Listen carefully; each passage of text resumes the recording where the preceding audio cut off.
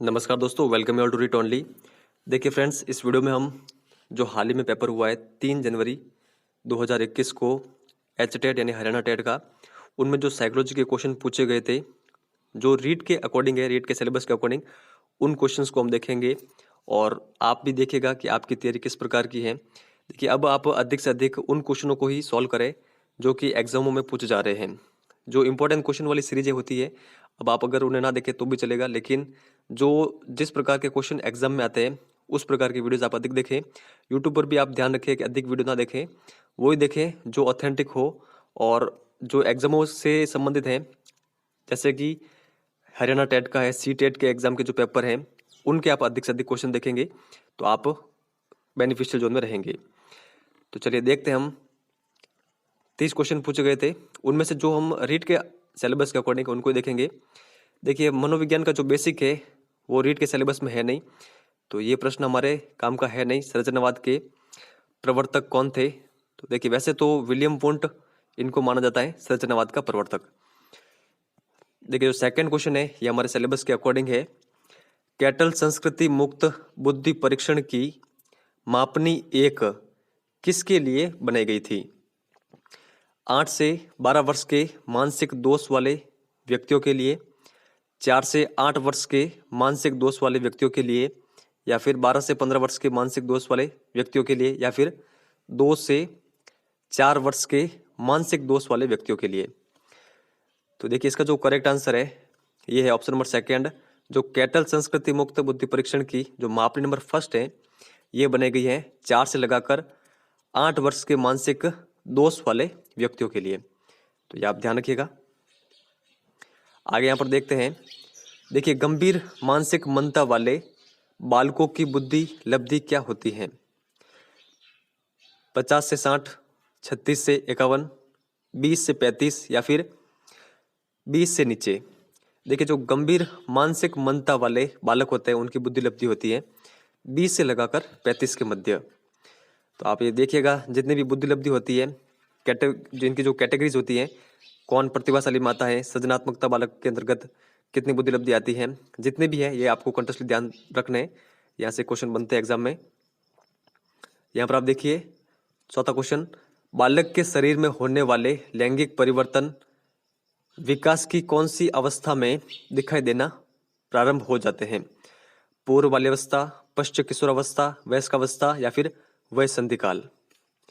देखिए, जो लैंगिक परिवर्तन होते हैं ये दिखाई देने लगते हैं वयसंधि काल में। यहाँ पर ऑप्शन नंबर 4 इसका करेक्ट आंसर होगा। इसको इंग्लिश में क्या कहते हैं? प्यूबर्टी। आगे देखते हैं यहाँ पर, निम्नलिखित में से कौन सा पद क्रिया प्रसूत अनुबंधन से संबंधित नहीं है? तो कौन सा नहीं है? अंतर्दृष्टि, पुनर्बलन, स्वतः पुनर्लाभ, या फिर विलोपन। देखिए, इसका जो करेक्ट आंसर होगा, क्रिया प्रसूत अनुबंधन से संबंधित नहीं है अंतर्दृष्टि। ये आप ध्यान रखिएगा। जो अंतर्दृष्टि वाला सिद्धांत भी है वो कॉलर और कोफा के द्वारा दिया गया था, तो क्रिया प्रसूत अनुबंधन सिद्धांत का संबंध इससे नहीं है। बाकी जितने भी ये वर्ड दे रखे हैं, पुनर्बलन है, स्वतः पुनर्लाभ है, विलोपन, ये सभी संबंधित हैं क्रिया प्रसूत अनुबंधन से। आगे यहाँ पर देखते हैं, वे बच्चे जो विभिन्न प्रकार की अधिगम समस्याओं से ग्रसित रहते हैं उनके लिए अधिगम अक्षम शब्द का प्रयोग सर्वप्रथम किसने किया था? देखिए, ये क्वेश्चन भी काफी अधिक इंपॉर्टेंट है और सिलेबस में हमारा है भी। अधिगम अक्षम जो बालक होते हैं, यानी जो यहाँ पर आप इंग्लिश में देखिए लर्निंग डिसेबिलिटीज, तो इस शब्द का सर्वप्रथम प्रयोग किसके द्वारा किया गया था? सैमुअल किर्क के द्वारा। ये आप ध्यान रखिएगा। आगे यहाँ पर देखते हैं, निम्नलिखित में से कौन सी अच्छे मानसिक स्वास्थ्य का लक्षण नहीं है? समयजन योग्यता, संवेगात्मक परिपक्वता, आत्मविश्वास, या फिर असहनशीलता। देखिए, इसका जो करेक्ट आंसर क्या होगा आपको पता चल गया होगा। अच्छे मानसिक स्वास्थ्य का लक्षण नहीं हो सकता है असहनशीलता। बाकी जितने भी लक्षण है ये किसके हैं? स्वस्थ मानसिक लक्षण है ये ऊपर वाले। आगे यहाँ पर देखते हैं। देखिए, मनोविज्ञान से संबंधित है, हमारे सिलेबस के अकॉर्डिंग नहीं है, तो इसको हम नहीं देखेंगे। वापस ये हमारे सिलेबस के अकॉर्डिंग है, रीड के सिलेबस के अकॉर्डिंग। निम्नलिखित में से कौन सा यथार्थवादी चिंतन का प्रकार नहीं है? तो कौन सा नहीं है? अभिसारी चिंतन, सृजनात्मक चिंतन, या फिर आलोचनात्मक चिंतन या फिर स्वलीन चिंतन। देखिए जो करेक्ट आंसर है वो है ऑप्शन नंबर फोर्थ। जो स्वलीन चिंतन है ये एक प्रकार का काल्पनिक चिंतन होता है, तो ये यथार्थवादी चिंतन के अंतर्गत नहीं आता है। बाकी जितने भी ये चिंतन दे रखे हैं ये यथार्थवादी चिंतन के अंतर्गत आते हैं। आगे यहाँ पर देखते हैं, संवेगात्मक बुद्धि शब्द का सर्वप्रथम प्रयोग किसने किया था? तो देखिए शब्द का प्रयोग सर्वप्रथम किया गया था मेयर एवं पीटर सेलोवे के द्वारा। यहाँ पर ऑप्शन नंबर फोर्थ करेक्ट होगा। निम्नलिखित में से कौन सा उपागम अधिगम अयोग्य बालकों के व्यवहार का विश्लेषण कर उनकी अधिगम न्यूनता के मूल कारणों के जानने के प्रयास पर आधारित है? आप बताइए यहाँ पर क्या आंसर होगा इसका? मनोविश्लेषणात्मक उपागम, व्यवहारवादी उपागम, व्यक्तिक अनुदेशनात्मक उपागम या फिर बहु इंद्रिय उपागम। देखिए यहाँ पर आप ऑप्शन काट सकते हैं। मनोविश्लेषण उपागम तो होगा नहीं। जो अधिगम अयोग्य बालक हैं उनके व्यवहार का विश्लेषण करना और उनकी अधिगम न्यूनता के मूल कारणों को जानने का प्रयास करना, इसके अंतर्गत ये तो नहीं होगा मनोविश्लेषण का। और जो बहु इंद्रिय उपागम है ये भी नहीं होगा। इसका जो सबसे उपयुक्त ऑप्शन है वो है ऑप्शन नंबर थर्ड, व्यक्तिक अनुदेशनात्मक उपागम। ये आप ध्यान रखिएगा, सेकंड भी इसका नहीं होगा। आगे यहाँ पर देखते हैं, निम्नलिखित में से कौन सा मनोवैज्ञानिक मानवतावादी मनोविज्ञान का समर्थक नहीं है? फ्रायड, मैस्लो, रोजर्स या फिर ऑर्थर कोम्बस। देखिए जो फ्रायड है ये मानवतावादी मनोविज्ञान के समर्थक नहीं है, ये आप ध्यान रखिएगा। बाकी के जितने भी दे रखे हैं ये समर्थक है मानवतावादी मनोविज्ञान के। देखिए ये प्रश्न काफी शानदार लेवल का है, जीन पियाजे से संबंधित। देखिए जो जीन पियाजे का सिद्धांत है इसमें हर बार रीट एग्जाम में क्वेश्चन बनता है। लास्ट बार भी प्रश्न बने थे, इस बार भी यहाँ से 2 से अधिक ही प्रश्न बनेंगे। लास्ट बार भी शायद 3 प्रश्न बने थे जीन पियाजे से रीट एग्जाम में, इस बार भी अधिक प्रश्न आपको देखने को मिलेंगे, तो आपका ये टॉपिक अच्छे से कवर होना चाहिए। देखिए क्वेश्चन क्या है यहाँ पर, जीन पियाजे के अनुसार बालक की कौन सी अवस्था में परिकल्पनाओं को समझने की तथा तार्किक वाक्यों के आधार पर विचार करने की योग्यता प्राप्त कर लेता है? देखिए काफी शानदार लेवल का ये क्वेश्चन है। देखिए पियाजे ने जो अपनी संज्ञानात्मक विकास का सिद्धांत है उसको 4 भागों में बांटा है। 4 भाग कौन कौन से वो आपको ध्यान में होने चाहिए। फर्स्ट कौन सा है?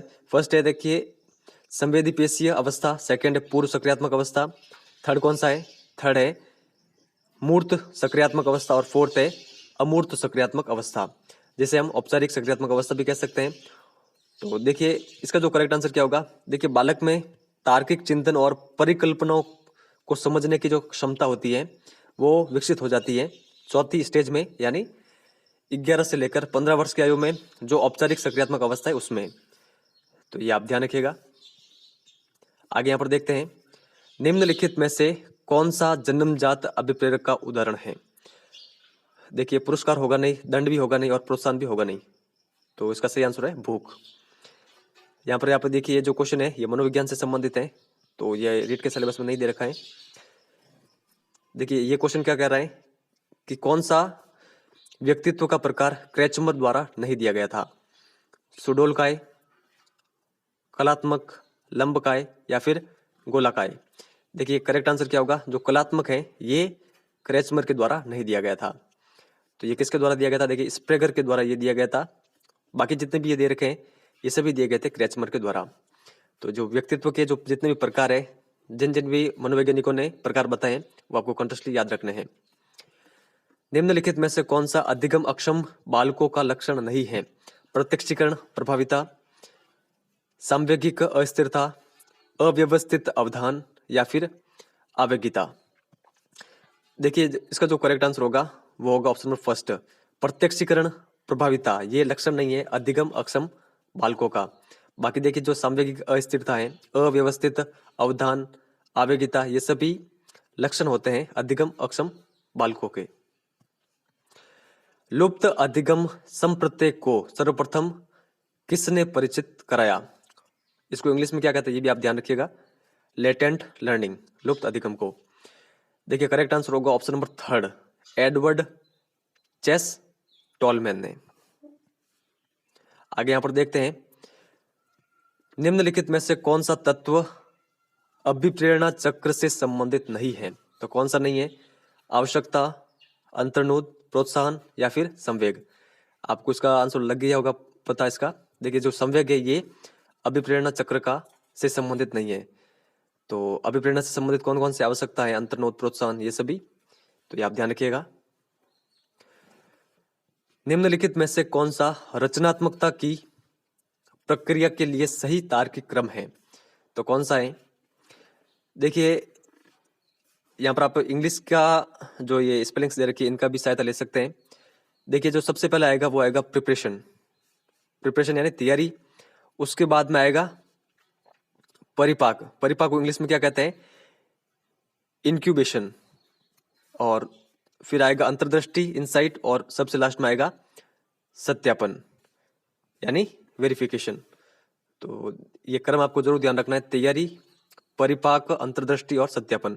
देखिए हिंदी में तो वापस अगर रीट में ये क्वेश्चन आ भी जाए तो हिंदी में नाम चेंज हो सकते हैं, लेकिन इंग्लिश में आपको इसका जो स्ट्रक्चर है वो किस इसी प्रकार लिखा होगा उसमें, तो इंग्लिश आप जरूर ध्यान रखिएगा।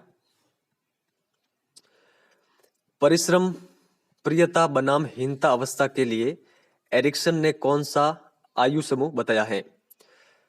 तो देखिए एरिक्सन ने कुल जो अपना मनोसामाजिक सिद्धांत है उसमें 8 अवस्थाएं बताई है, आपको कंटिन्यूअसली ध्यान रखना है। जो चौथी अवस्था है वो है परिश्रम, प्रियता बनाम हीनता। तो इसका जो आयु वर्ग बताया इन्होंने, ये बताया 6 से 11 वर्ष। आगे देखिए ये क्वेश्चन वैसे तो हमारे रीट के सिलेबस के अकॉर्डिंग नहीं है, फिर भी देख लेते हैं। कौन सा मनोवैज्ञानिक आत्मा का विज्ञान के रूप में मनोविज्ञान विचारधारा का समर्थक नहीं है? प्लेटो, अरस्तु, डेकार्ते या फिर वुंट? देखिए जो वुंट है ये मनोविज्ञान को मानते थे चेतना का विज्ञान, बाकी जितने भी ये मानते हैं आत्मा का विज्ञान। क्लासिकल अनुबंधन का अन्य नाम क्या है?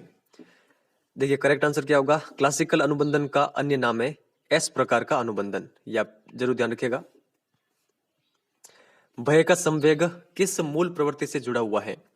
देखिए जो भय का संवेग है ये जुड़ा हुआ है पलायन जो मूल प्रवृत्ति है उससे। तो देखिए जो विलियम मैकडूगल के द्वारा 14 मूल प्रवृत्तियां और उनसे संबंधित जो संवेग बताए गए हैं वो आप कंटिन्यूअसली ध्यान रखिएगा। देखिए एग्जाम यहाँ से क्वेश्चन बनते हैं। प्रकार्यवाद के प्रमुख प्रवर्तक कौन है? वैसे हमारे सिलेबस में है नहीं, करेक्ट आंसर क्या होगा, विलियम जेम्स। आगे यहाँ पर देखते हैं। देखिए विकास के सिद्धांतों से संबंधित भी हर बार क्वेश्चन बनता है। तो यहाँ पर क्या पूछ रहे हैं, निम्नलिखित में से कौन सा विकास का सही सिद्धांत नहीं है? सातत्व का सिद्धांत यानी प्रिंसिपल ऑफ कंटिन्यूटी। सेकंड क्या दे रखा है, व्यक्तिक भिन्नता का सिद्धांत, पैटर्न की एक रूपता का सिद्धांत, विशिष्ट से सामान्य प्रक्रियाओं का की कार्यवाही का सिद्धांत। देखिए जो करेक्ट आंसर है वो है ऑप्शन 4। देखिए जो विकास का सिद्धांत है वो होता है सामान्य प्रतिक्रियाओं से विशिष्ट प्रतिक्रियाओं की ओर। यहाँ पर ये उल्टा दे रखा है, इस कारण ये गलत है। बाकी जितने भी सिद्धांत दे रखे हैं ये किसके हैं, विकास के सिद्धांत। आगे यहाँ पर देखते हैं, निम्नलिखित में से कौन सा मनोविज्ञान मानव के चिंतन, स्मृति, भाषा, प्रत्यक्षीकरण इत्यादि का अध्ययन करता है? काफी सिंपल क्वेश्चन है। देखिए जितने भी शब्द दे रखे हैं, चिंतन है, स्मृति, भाषा, प्रत्यक्षीकरण, ये अगर आपको कहीं पर भी दिख जाए तो आपको ध्यान रखना है संज्ञानात्मक मनोविज्ञान को। विकास की कौन सी अवस्था में समान लिंगियों के साथ रुचि या मित्रता विकसित होती है? देखिए आपने बाल्यावस्था की विशेषता पढ़ी होगी कि समलिंगी समूह अधिक रहता है इसमें। तो करेक्ट आंसर क्या होगा, 10 से 12 वर्ष। और जो बाद में किशोर अवस्था होती है उसमें विपरीत लिंगी आकर्षण अधिक होता है। लेकिन हमसे यहाँ पर पूछ रहे हैं जो समान लिंगी साथी हैं उनके साथ, तो इसका जो सही आंसर होगा वो होगा 10 से 12 वर्ष। देखिए जीन पियाजे के 2 क्वेश्चन पूछे गए। जीन पियाजे के अनुसार नैतिक विकास अवस्था परायत अन्योन्यता का आयु समूह क्या है? देखिए वैसे तो पियाजे ने जो अपना नैतिक विकास सिद्धांत दिया है उसकी 4 अवस्थाएं बताई है। उनमें 2 तो गौण है, 2 है प्रमुख। 2 प्रमुख कौन कौन सी है? 2 प्रमुख है, एक है प्रयत अन्योन्यता की जो स्तर है, और जो सेकंड कौन सा है, स्वायत्त अन्योन्यता का स्तर। और जो 2 गौण है उनमें कौन कौन सी है, एक है अनैतिक अवस्था और एक है संक्रमणकालीन अवस्था। लेकिन यहाँ पर हमसे पूछ रहे हैं प्रयत अन्योन्यता, इसका जो आयु वर्ग है देखिए वो है 5 से 8 वर्ष। ये आप कंटिन्यूअसली ध्यान रखिएगा। और अंतिम प्रश्न ये काफी अधिक सिंपल है, थॉर्नडाइक का प्रमुख सिद्धांत कौन सा नहीं है सीखने का? अभ्यास का, प्रभाव का, या फिर तत्परता का, या फिर सामान्यीकरण का? देखिए करेक्ट आंसर होगा सामान्यीकरण का जो नियम है ये प्रमुख नियम नहीं है थॉर्नडाइक के सीखने के सिद्धांतों में, ये गौण नियमों के अंतर्गत आता है। देखिए कुछ इस प्रकार के क्वेश्चन पूछे गए हैं जो 3 जनवरी को पेपर हुआ है। रेट में भी कुछ इसी प्रकार के क्वेश्चन आएंगे, तो आप मोटिवेट रहे और केवल अपनी स्टडी करते चले। जितना अधिक आप रिवीजन करेंगे आप उतना ही अधिक बेनिफिशियल जोन में रहेंगे। और अगर आपने एसएसटी वाला जो हमने सीरीज चला रखी है वहाँ पर जीके ट्रिक एजुकेशन हमारे मेन चैनल पर, आरबीएससी वाली, उनकी वीडियोस नहीं देखें तो उनको देख लीजिएगा, आप काफ़ी अधिक लीडिंग पॉइंट में रहेंगे। एज इट इज क्वेश्चन वहाँ से आपको देखने को मिलेंगे। ऐसा मैं इसलिए कह रहा हूँ कि मैंने पूरी कोशिश की है कि किसी भी चैप्टर में से कुछ भी छूटना नहीं चाहिए। तो आप वहाँ पर एक बार उन सारे वीडियो को देख लीजिएगा, अगर देख लिया तो काफ़ी अच्छी बात है। और अगर आप इस वीडियो की जो ये पीडीएफ है ये पाना चाहते हैं तो आप कमेंट सेक्शन में लिख के बता सकते हैं। इस वीडियो में इतना ही है, धन्यवाद।